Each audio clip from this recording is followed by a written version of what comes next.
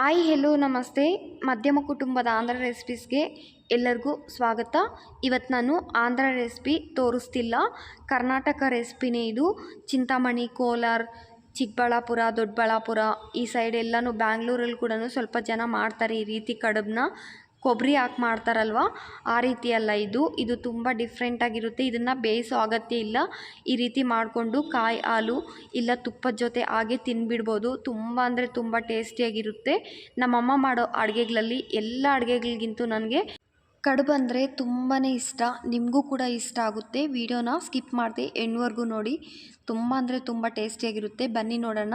ಮುಂಚಿತವಾಗಿ ಇಲ್ಲಿ ಸ್ಟವ್ ಮೇಲೆ ಒಂದು ಬಾಣಲಿನ ಇಟ್ಕೊಂಡು 200 ಗ್ರಾಮ್ ಅಷ್ಟು ಕಡಲೆ ಬೀಜನ ಹಾಕಿದ್ದೀನಿ ನಾನಿಲ್ಲಿ.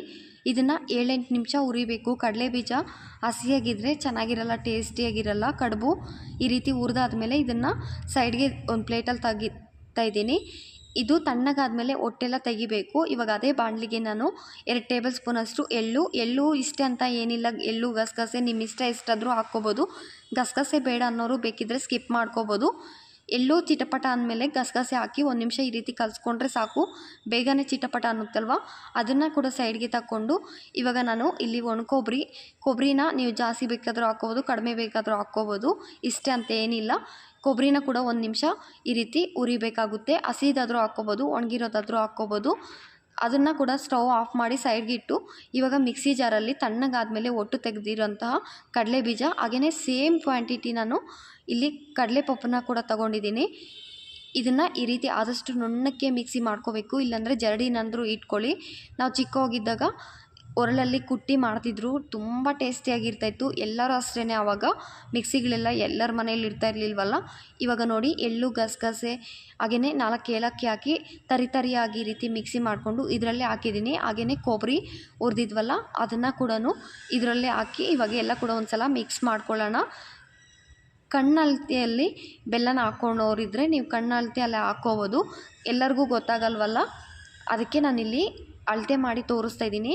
ನಾನಿಲ್ಲಿ ಹೂರಣ ಎಲ್ಲ ಮಿಕ್ಸ್ ಮಾಡಾದಮೇಲೆ ಇವಾಗ 2 ಕಪ್ನಷ್ಟು ನನಗಿಲ್ಲಿ ಹೂರಣ ಆಗಿದೆ. 2 ಕಪ್ಪಿಗೆ ಹೂರಣಕ್ಕೆ 1 ಕಪ್ಪು ಇಲ್ಲ 3/4 ಕಪ್ಪು, ಸ್ವೀಟ್ ಕಮ್ಮಿ ತಿನ್ನೋರಿದ್ದರೆ 3/4 ಕಪ್ಪು ಬೆಲ್ಲ ಹಾಕ್ಕೊಂಡ್ರೆ ಸರಿ ಹೋಗುತ್ತೆ. ಆದಷ್ಟು ನುಣ್ಣಕ್ಕೆ ಬೆಲ್ಲನ ಚಾಕುವಲ್ಲಿ ಈ ರೀತಿ ನಾನು ಕಟ್ ಮಾಡಿದ್ದೀನಿ. ನೀವು ಬೇಕಿದ್ದರೆ ಮಿಕ್ಸಿಯಲ್ಲಾದರೂ ಹಾಕ್ಕೋಬೋದು. ನುಣ್ಣಕ್ಕಿರಬೇಕು, ಗಂಟೆಗಳಿರಬಾರ್ದು, ಚೆನ್ನಾಗಿರಲ್ಲ. ಒರಳಲ್ಲಿ ಕುಟ್ಟು ಮಾಡಿದ್ರೆ ಆ ಟೇಸ್ಟೇ ಬೇರೆ. ಕಡುಬು ತುಂಬ ಚೆನ್ನಾಗಿರ್ತೈತೆ ಆ ಕಾಲದಲ್ಲಿ. ಇವಾಗೆಲ್ಲ ಮಿಕ್ಸಿಗಳಲ್ಲೇ ಮಾಡ್ತಾರೆ. ಈ ರೀತಿ ನೋಡಿ ಎಲ್ಲ ಮಿಕ್ಸ್ ಮಾಡ್ಕೋಬೇಕು. ಇದನ್ನು ಸೈಡ್ಗೆ ಇಟ್ಟು ಇವಾಗ ಮುದ್ದೆ ಮಾಡ್ಕೊಳ್ಳೋಣ. ನಾನಿಲ್ಲಿ ಮುದ್ದೆ ಮಾಡ್ಕೊಳ್ಳೋಕ್ಕೆ ಕುಕ್ಕರ್ನ ಇಟ್ಕೊಂಡಿದ್ದೀನಿ. ಕೂಗ್ಸಲ್ಲ, ಚೆನ್ನಾಗಿರುತ್ತೆ, ಚೆನ್ನಾಗೆಲ್ಲ ತಿರುಗಿಸ್ಕೊಳ್ಳೋಕ್ಕೆ ಅಂತ ನಾನು ಈ ರೀತಿ ಕುಕ್ಕರ್ನ ಇಟ್ಕೊಂಡಿದ್ದೀನಿ. 2 ಕಪ್ನಷ್ಟು ನೀರನ್ನ ಹಾಕ್ಕೊಂಡಿದ್ದೀನಿ. ಇದು ನೀರು ಸ್ವಲ್ಪ ಬಿಸಿ ಆದಮೇಲೆ ಇದಕ್ಕೆ ನಾನು 1 ಸ್ಪೂನು ಅಕ್ಕಿ ಹಿಟ್ಟನ್ನ ಹಾಕ್ಕೊತಾ ಇದ್ದೀನಿ. ಅಕ್ಕಿ ಹಿಟ್ಟನ್ನ ಹಾಕ್ಕೊಂಡು ಇದಕ್ಕೆ ನಾವು ಎಷ್ಟು ಬೇಕೋ ಅಷ್ಟು ರುಚಿಗೆ ತಕ್ಕಷ್ಟು ಉಪ್ಪನ್ನ ಹಾಕ್ಕೋಬೇಕು. ಕೆಲವೊಬ್ಬರು ಉಪ್ಪನ್ನ ಹಾಕಲ್ಲ. ಉಪ್ಪು ಹಾಕಿಲ್ಲ ಅಂದರೆ ಟೇಸ್ಟ್ ಇರಲ್ಲ. ನಾನಿಲ್ಲಿ ಸಾಲ್ಟ್ ಹಾಕಿದ್ದೀನಿ, ಟೇಸ್ಟ್ ಇರಲ್ಲ. ಖಂಡಿತ ಮಿಸ್ ಮಾಡಿದೆ ಸಾಲ್ಟ್ ಆಗಲಿ ಉಪ್ಪಾಗಲಿ ಯಾವುದಾದ್ರೂ ಒಂದು ಹಾಕ್ಕೊಳ್ಳಿ. ಈ ರೀತಿ ಒಂದು ಸಲ ಮಿಕ್ಸ್ ಮಾಡಿಕೊಂಡು ಉಕ್ಕು ಬರೋವರೆಗೂ ನೋಡಿ. ಈ ರೀತಿ ಉಕ್ಕು ಬಂದಿದೆ ಅಲ್ವಾ, ಅಲ್ಲಿವರೆಗೂ ನಾನು ಕುದಿಸ್ತಿದ್ದೀನಿ. ನೀರನ್ನ ಚೆನ್ನಾಗಿ ಕುದಿಬೇಕು. 2 ಕಪ್ ನೀರಿಗೆ 1 ಕಪ್ಪು ಅಕ್ಕಿ ಹಿಟ್ಟು ಕರೆಕ್ಟಾಗಿ ಸರಿ ಹೋಗುತ್ತೆ. ಜಾಸ್ತಿ ಹಾಕಿದ್ರೆ ಗಟ್ಟಿ ಆದರೆ ಹಿಟ್ಟು ಏನೂ ಚೆನ್ನಾಗಿರಲ್ಲ. ನಮಗೆ ಈ ರೀತಿ ಮೆಜರ್ಮೆಂಟಲ್ಲಿ ನೀವು ಒಂದು ಸಲ ಹಿಟ್ಟನ್ನು ಮಾಡ್ಕೊಳ್ಳಿ. ತುಂಬ ಸಾಫ್ಟಾಗಿರುತ್ತೆ, ಕೈಗೊಂಚೂರು ಕೂಡ ಅಂಟಲ್ಲ. ನಾವು ಏನು ಹಾಕ್ಕೊಂಡಿಲ್ಲ ಅಂದರೂ ಕಡುಬು ಅಂಟಿಕೊಂಡೆ ನಾವು ಕಡುಬನ್ನ ಮಾಡ್ಕೋಬೋದು. 1 ನಿಮಿಷ ಅದನ್ನು ಮುಚ್ಚಾದಮೇಲೆ ಈ ರೀತಿ ಕಲಿಸ್ಬೇಕು. ಹಾಕಿದ ತಕ್ಷಣವೇ ಕಲಿಸ್ಬಾರ್ದು ಹಿಟ್ಟನ್ನು. ಮಾಮೂಲಿ ಹಿಟ್ಟು ಮಾಡೋಕೆ ಕೂಡ ಅಷ್ಟೇ. ಈ ರೀತಿ ನೋಡಿ. ಗಂಟೆಗಳು ಕಟ್ಟುತ್ತೇನೋ ಅಂತ ನಿಮ್ಗೆ ಡೌಟ್ ಇರ್ಬೋದು. ಗಂಟೆಗಳೇನು ಕಟ್ಟಲ್ಲ ಅಕ್ಕಿ ಹಿಟ್ಟು. ಈ ರೀತಿ ನೋಡಿ ನಾನು ಚೆನ್ನಾಗಿ ಕಲಿಸ್ತಾ ಇದ್ದೀನಿ. ಕಲಸಾದ್ಮೇಲೆ ಕೂಡ ಇದನ್ನು ಮುಚ್ಚಳ ಮುಚ್ಚಿ 10 ನಿಮಿಷ ಚೆನ್ನಾಗಿ ಹಿಟ್ಟನ್ನು ಬೇಯಿಸ್ಕೋಬೇಕು.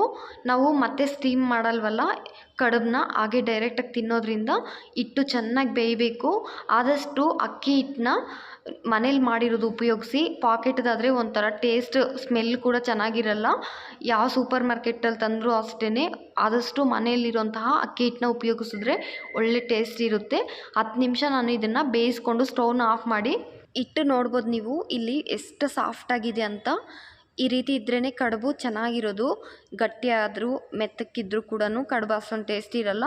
ನಾನಿಲ್ಲಿ ಒಂದು ಪ್ಲೇಟಲ್ಲಿ ತಟ್ಟೆಯಲ್ಲಿ ಹಾಕ್ಕೊತಾ ಇದ್ದೀನಿ. ತಟ್ಟೆನ ತೇವ ಮಾಡಿಕೊಂಡು ಒಂದು ಬಟ್ಲಲ್ಲಿ ನೀರಿಟ್ಕೊಂಡು ತೇವ ಮಾಡ್ಕೊತ ಕೈಗೆ ನೀರು ಅದ್ಕೊತ ಬಿಸಿ ಬಿಸಿನೇ ಮಾಡ್ಕೋಬೇಕಾಗುತ್ತೆ. ಕಡುಬು ತಣ್ಣಗಾದ್ಮೇಲೆ ಮಾಡಬಾರ್ದು.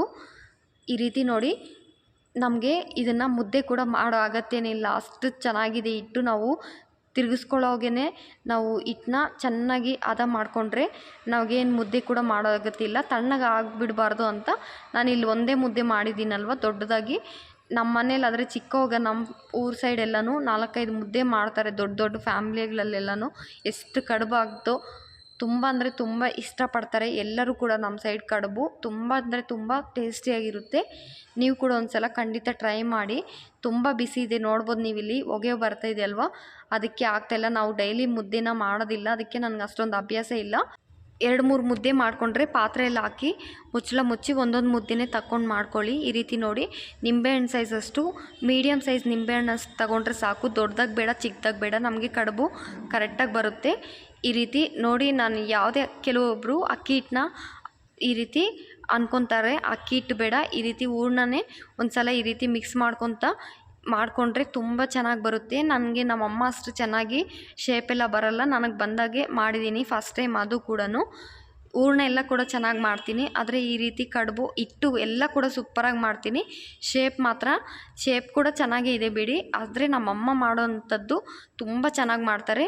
ಈ ರೀತಿ ಮಾಡೋದಷ್ಟೇ, ಇದನ್ನು ಬೇಯಿಸೋ ಅಷ್ಟೇನಿಲ್ಲ, ಡೈರೆಕ್ಟಾಗಿ ಅದೇ ರೀತಿ ಕಾಯಿ ಹಾಲು ಇಲ್ಲಾಂದರೆ ತುಪ್ಪದ ಜೊತೆ ತಿನ್ಬೋದು. ಎಲ್ಲ ಕೂಡ ಅಷ್ಟೇ ಆ ರೀತಿ ಮಾಡ್ಕೊಳ್ಳೋದು. ತುಂಬ ಟೈಮ್ ಹಿಡಿಸುತ್ತೆ ಅನ್ಕೊತಾರೆ ತುಂಬ ಜನ, ಏನು ಟೈಮ್ ಹಿಡಿಸಲ್ಲ. ತುಂಬ ಸಿಂಪಲ್ಲಾಗಿ ನಾವೆಷ್ಟೇ ಕಡುಬು ಮಾಡಿದ್ರು ಅರ್ಧ ಗಂಟೆಯಲ್ಲೆಲ್ಲ ಕಡುಬು ಮಾಡೋದನ್ನು ಮುಗಿಸ್ಬಿಡ್ಬೋದು. ತುಂಬ ಟೇಸ್ಟಿಯಾಗಿರುತ್ತೆ. ಖಂಡಿತ ನೀವು ಕೂಡ ಒಂದು ಸಲ ಟ್ರೈ ಮಾಡಿ, ಹೇಗೆ ಬಂದಿದೆ ಅಂತ ತಿಳಿಸಿ. ನೀವೇನಾದರೂ ನಿಮ್ಮ ಮನೇಲಿ ಈ ರೀತಿ ಕಡುಬು ಮಾಡೋದಾದರೆ ಕಾಮೆಂಟ್ನಲ್ಲಿ ತಿಳಿಸಿ, ನಾವು ಕೂಡ ಇದೇ ರೀತಿ ಮಾಡ್ತೀವಿ ಅಂತ.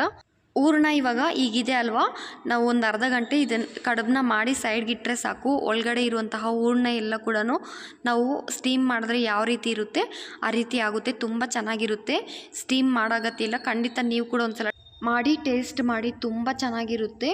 ಹಾಗೆಯೇ ಹೊಸಬ್ರು ಯಾರಾದರೂ ನೋಡ್ತಿದ್ರೆ ಚಾನಲ್ಗೆ ಸಬ್ಸ್ಕ್ರೈಬ್ ಆಗಿ. ಇಷ್ಟು ಕಡುಬಾಗಿದೆ ನೋಡಿ, ಅಷ್ಟೇ. ವಿಡಿಯೋ ಲೈಕ್ ಮಾಡೋದು ಮಾತ್ರ ಮರಿಬೇಡಿ.